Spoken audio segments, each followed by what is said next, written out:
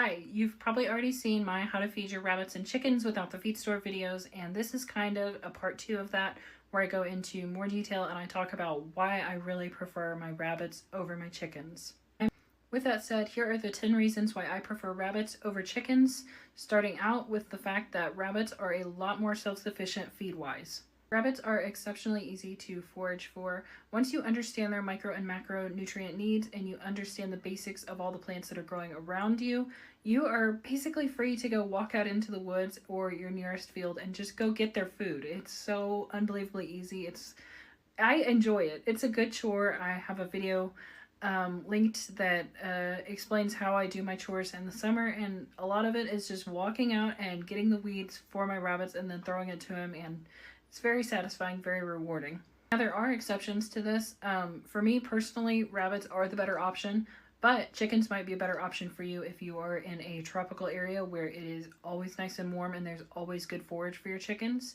If you are on a ranch or a farm with a lot of waste, both cattle manure and cattle feeds that are just wasted because they love to drop that out of their mouths, that's excellent for chickens. If you have plenty of cattle and plenty of waste, your chickens can probably sustain themselves without your input. We don't have horses or cattle yet, so there's not much waste for our chickens to pick through, and we consistently get at least 3 or 4 feet of snow every single winter, and my chickens are not about that life. They don't want to be out picking through that. They don't even want to walk through the snow to go over to the rabbit hutches to see if there's any droppings or feed there, so they're completely helpless little creatures. And in addition to that, we don't produce that much waste around our house, so if I had to truly sustain my chickens without the feed store, I would probably need to drop down to like 3, maybe 4 hens and 1 rooster for the winter, and that was it. I would be bringing them a lot of manure from the goat and rabbits, and in addition to that, I would give them as much table scraps as I could, but like I said, we really just don't have that much. So while I am working on growing more feed for them next year so I can put it up for them, I just don't have that. It's not a great option. It does take a lot of planning, which again, the whole reason for this video is that's why I like rabbits over chickens, especially from a self-sufficiency standpoint. Rabbits make a lot more sense for smaller homesteads. They are much more efficient on their feed and therefore much more efficient on the land. I went through and did all the numbers in the How to Feed Your Animals Without the Feed Store series, and what I came to was this conclusion. I'm going to read this from the linked article, which I will have down in the description for you. If you wanted to raise 52 meat birds, which is equal to 208 pounds of meat, so 1 chicken dinner per week, you would need between 1 to 1.5 acres. The 1 acre is if you are getting birds from a hatchery, like Murray McMurray hatchery, like the big red boilers, or the Tyson chickens, that's what a lot of people call them, the Cornish crosses, basically the big white birds. You can't breed those in your backyard, but they are very efficient on feed. They would need 1 acre.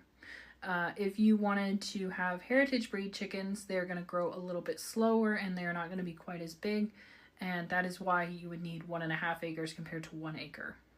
Rabbits, on the other hand, are a lot more efficient. They need between 1/3 and 4/5 of an acre to get you between 150 and 324 pounds of meat per year. Now, I gave you that range of 150 pounds to 1/3 of an acre because some people like to butcher rabbits as soon as they are at the most efficient size, which is like 3-ish months. So as soon as they hit 3 months old, that is the absolute best feed conversion. For about every 3 pounds of feed you put into that animal, you're going to get about 1 pound of meat back. So that's when some people butcher them. That's not really my style. We don't do that with other animals. With cattle, like I think the most efficient time to butcher a cow would be 9 months or so, but you miss out on a lot of meat in general, and you miss out on a lot of development that happens beyond that point. So we wait until between 1 and 2 years to butcher cattle, and it just doesn't make sense to me to butcher a rabbit that young. So if you wanted to let the rabbit grow up to be more developed, you would suddenly, obviously you would need to give them more feed. So instead of 1/3 of an acre, you would need 4/5 of an acre, and you would get 324 pounds of meat instead of 150. I swear I'm not making those numbers up. I know they just sound like they came out of nowhere, but you can check those videos or go to the linked articles. I went through and I did all the math for you so you can see how I came with those, how I came to those numbers, and I put in applicable, credible sources when needed. So to recap, if you wanted 208 pounds of meat from heritage breed chickens, you would need 1.5 acres, compared to rabbits, which you would get 324 pounds of meat for 4/5 of an acre. That is a huge difference in my opinion, and the workload between harvesting that hay versus harvesting all of those grains is massive. Chickens also do better with a higher protein source like mealworms, black soldier fly larvae, maggots if you can, roadkill, fish meal, that sort of thing. There's a lot that goes into raising a chicken and meeting all of their nutritional needs, whereas meeting the nutritional needs of a rabbit is so much easier. Which that lets me roll straight into point number 2, which is the fact that rabbits just don't need the same amount of planting that a chicken does. If you understand the micro and macro nutrient needs that your rabbit has, and then you also get a very, very basic understanding of the plants that are growing around your house, you're good to go.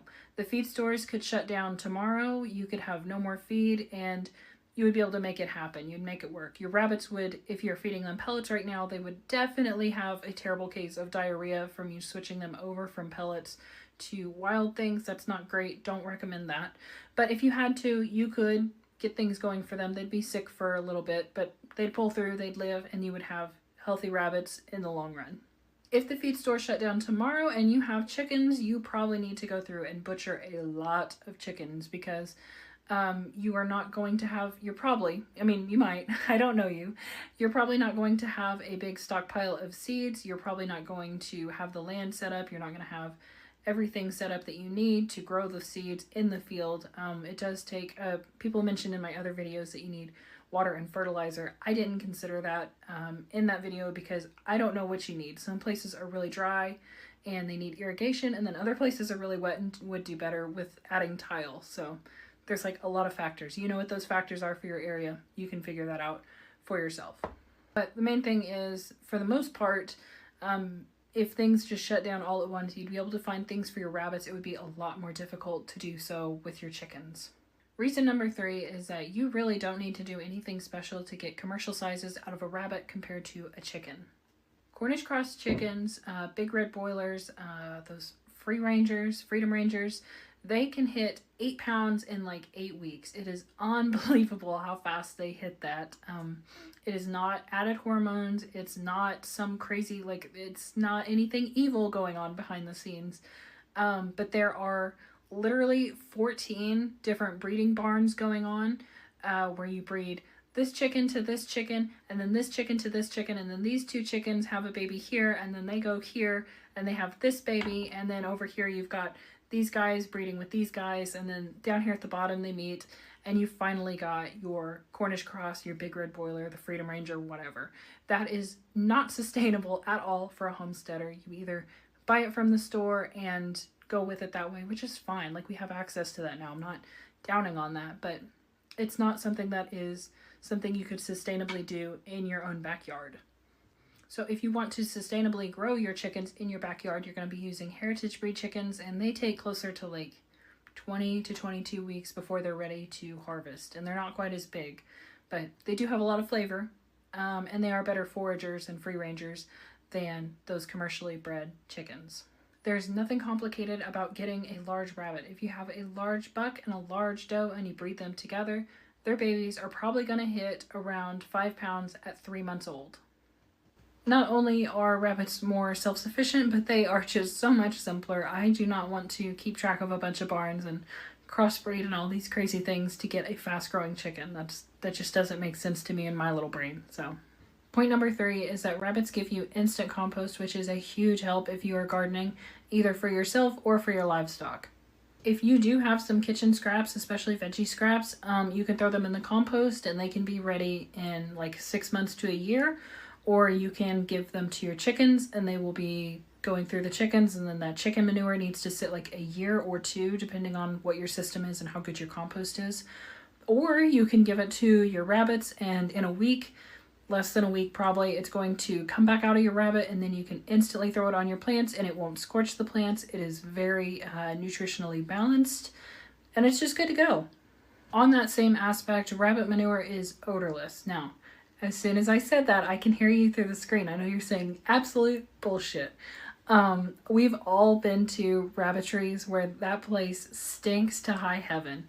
Um, Rabbit manure does not smell bad. Rabbit urine smells terrible. So if someone is not managing that properly, it will smell terribly. Okay, so I'm not acting like my animals don't stink. They do.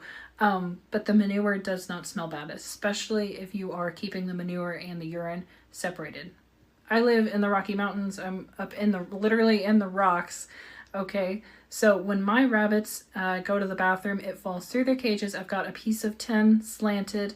The manure and the urine runs down that, and the manure runs and just falls right in front of it. It's easy for me to scoop up and move, and I move it every day, if not every other day. Sometimes things happen. And since we have such rocky soil, the urine just goes straight through into the ground. It's no big deal. This lovely time of year where it's like freezing and thawing a lot, you're going to smell it because it's not able to permeate the ground and then kind of dissipate that smell. So you are going to smell it more in the winter. But if you have that manure dry and you've got it separated from the urine, it does not smell. And as a matter of fact, I even have fresh manure in my house right now, and it does not smell. I've bothered my guests. I've asked my guests. I've been like, hey, can you smell this? Does this smell bad to you? Be honest with me. And they've confirmed. So they're either all liars, or this stuff does not smell bad. So I like that. I really appreciate that, especially for someone who has a lot of houseplants, maybe too many houseplants. It's nice to have that. The fifth reason why I like domestic rabbits is more anecdotal evidence. Some people have not had this experience, but I have, so I'm going to tell you about it. And that is that putting my domestic rabbit manure out into my garden has kept the wild snowshoe hares away from my garden. I'm amazed. I'm genuinely amazed. I had trouble with them eating a lot of my flowers, like the wild snowshoe hares when we first moved in here, the first like 2-ish years I lived here. I literally could not keep flowers because the snowshoe hares just mowed them off. As soon as they made it above the ground, they were just gone. And within about 2 months of me having domestic rabbits, I had the thought like, hey, I should probably put that on the garden. When I did, the wild rabbits stopped eating my flowers, and now I've even had gardens out in raised beds, and the snowshoe hares, knock on wood, have not bothered it. So I'm sure there's people who have had other experiences, but that has worked. It's worked for 2 years now, maybe 3. No, it's been 2 years now. So amazing. It's worth mentioning, and maybe it'll help you too. Number 6 is I prefer rabbits over chickens because they are much easier to have an optional source of income if I want to go that route. With chickens, you are pretty much limited to selling eggs or selling chicks or selling the meat. Nothing wrong with any of those. It just seems like that is a very low barrier. Actually, it's not even low barrier. It's just more popular. Rabbits should be more popular, but they're not. But more people are doing that, so there's not quite a demand for it. It's just not quite as easy, so therefore there's not quite as much money in it because there's not a demand for it. Rabbits, on the other hand, seem a lot easier to sell at higher price points, especially if they are rare and well-bred and well cared for in general. Mine will sell anywhere between $50 and $100 each. I don't sell them very often just because I'm way more interested in just having them, for my family. And I don't love working with the general public and selling live animals, but it is an option, and it's nice to have that option if I want to go that route. You can also sell their manure. I've seen rabbit manure on Etsy going for very high prices. I will add a couple screenshots here so you can see that I am not full of shit. They really are selling for that.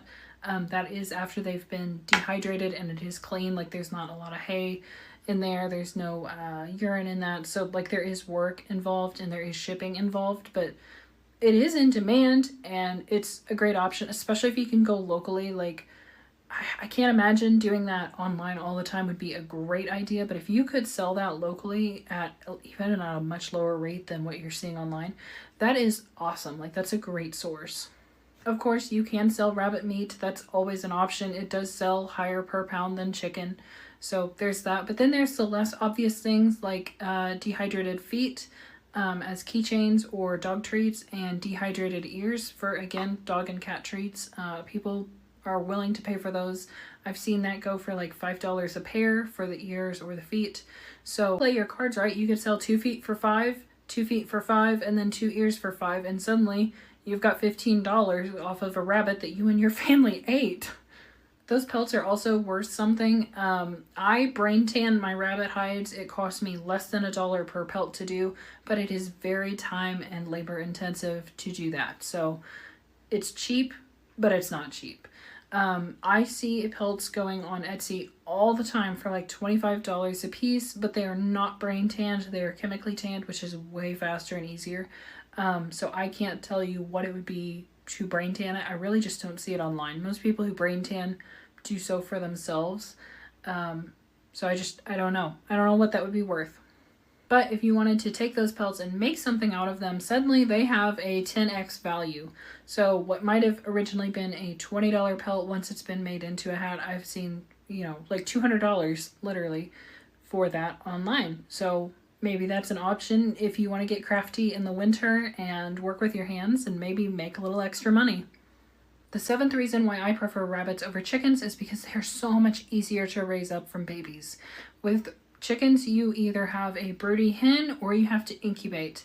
And if you've done either, you know that both of them have their pros and cons. It's not ideal.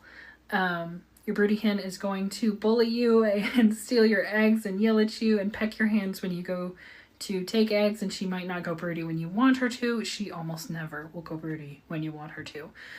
So that's an issue. And then your other option is an incubator, which means you've either got that thing sitting in your house or sitting in your barn, and it's just, you have to constantly take care of it. And I have done a very, very bad job of incubating eggs. That has been unbelievably hard for me. I don't know why this is so terrible. I have done 3 incubations now, 2 with my own eggs. I bought some eggs from the neighbors for the 3rd one. I got 1 chick out of each one, and the neighbor's one, that chick did not live past like the first 4 hours. I don't know what's going on. So I did those 3, and then I had a friend say you need to do a dry incubation. So I did a dry incubation, and I did all kinds of reading on all of it. Like, I was trying to come into this well researched, and I still failed miserably. And I did the dry incubation, and none of them hatched either. So maybe it's just me. Could easily just be me. But that does not work out great, and for me, that's why I like rabbits over the chickens. With rabbits, you literally put the dough in with the buck. You give them about 20 minutes. You put her back in her pen. 28 days in, you let her have some straw for her nest. You let her build a nest, and then she takes care of the babies. And you come out every day and check on them and handle them and just see how darn cute they are and how well they're growing. And she does all of the work, and she's a fantastic mom. None of my rabbits seem to drop off or lose weight when they're nursing. I mean, they're just amazing. They take great care of the babies. And by the time the babies are weaned, they're only like a month away from being ready to butcher.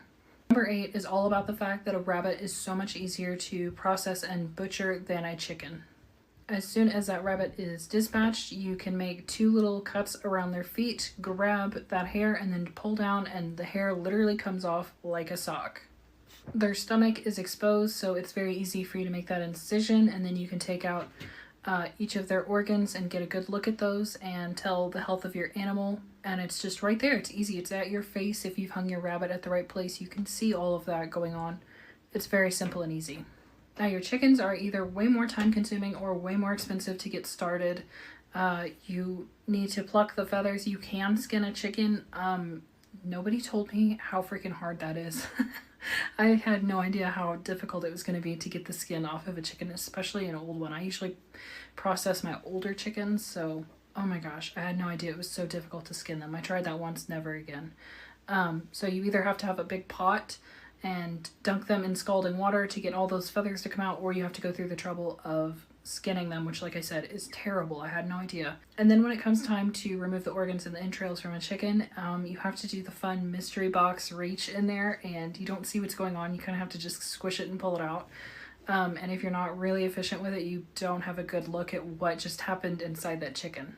Number 9 is kind of silly, but rabbits really give me good incentive to stay on top of weeding the garden. If I pull something from my garden, be it a weed or just leftover plants, and I throw that to my chickens, they're going to pick at it, and if there's any seeds, they'll get that, and they'll kind of clean up the leaves a little bit, but they're not excited. They don't eat the whole thing like a rabbit does. A rabbit will decimate that thing from the top of the plant all the way down to the roots, and sometimes all of the roots too, and that gratification is what I need to get out there and make sure that my garden stays nice and clean and weeded. Last of all, rabbits are just so much quieter than chickens. That matters for just your own sanity and maybe not wanting to hear a chicken crow all day or hearing the egg song over and over and over all day. But if a chicken makes a noise in the night, something may or may not be after them. Whereas if your rabbits are making noise in the night, you know without a doubt that there's something wrong and you need to get up and go fix it right now. I have heard rabbits scream maybe 4 times in my life. I think 3 of them were little cage fights between brothers and sisters who were together too long. And the other time was a 4-H kid who did not put that poor rabbit in the cage correctly and caught a leg on the door. It was terrible. So rabbits are very, very quiet. They do not make noise unless there's something wrong with them, whereas it is a real trick getting your chickens to be quiet, which if you are in a neighborhood that needs them to be quiet, that could be an issue. Or if, I know there are preppers on here, like serious preppers, if you don't want it broadcasted for like 2 miles that you have chickens, then maybe not chickens. I went on a lot of hikes this summer, right out our back door into the Kootenai National Forest, which is right in front of me. And when I walked up that mountain, I got about 2.5 miles away from the house, but I was at a higher elevation than our cabin, and I could still hear our roosters crowing. So they will tell all your neighbors within a very large distance where they are and that there's food there, whether it be a person after your chickens or dogs or cats or bears or whatever else it is. So chickens aren't quiet, rabbits are. That's really nice. Okay, before I go, 2 random unrelated things that may or may not be helpful to you. About 10 years ago in my biology class, I learned a lot about bird flu and pandemics in general, and I knew that there was going to be a bad one sometime in the 2020s. But the general consensus was we didn't need to worry about it until it crossed over to pigs, and it just crossed over to pigs in like August 24th of this year. Today I literally just left a bunch of homesteading groups on Facebook because there are people who were bringing that up, and a lot of advice about just not worrying about it, and it's like some hoax or something. It is not a hoax, it's not fake. Whether you lost someone to COVID or not, this is going to make COVID look easy. I'm not saying that to scare you, I'm just saying that so you know to take it seriously and take it seriously. That doesn't mean get rid of your birds, that doesn't mean any of that. Just be careful, especially when you start to see the signs that it's in your community. Be super careful about it. Number 2, kind of funny, a lot of people followed me this week, like to the tune of 500 people, because they read my silly story about how I fell off my horse when I was like 11 years old, and she stepped on my neck and broke my collarbone. They asked to see the scar right here on the collarbone. There, it starts here, and it kind of winds down. I don't know if you can see it or not. It's a white mark, and it goes here to here. That's all that's left from where she broke the collarbone. Nothing crazy. I have another one right here where another horse picked me up by my other collarbone and broke it too, and shook me really good. So I just have one little white scar there and one right there. Those are the only bones that I broke besides some ribs. Yeah, so now you can see that. Thank you for watching this video. You are seriously a trooper for putting up with it, especially with what my voice is doing right now. I look and feel miserable, so I'm gonna go lay down now. Thank you again for being here, and I'll talk at you again next Monday. Bye.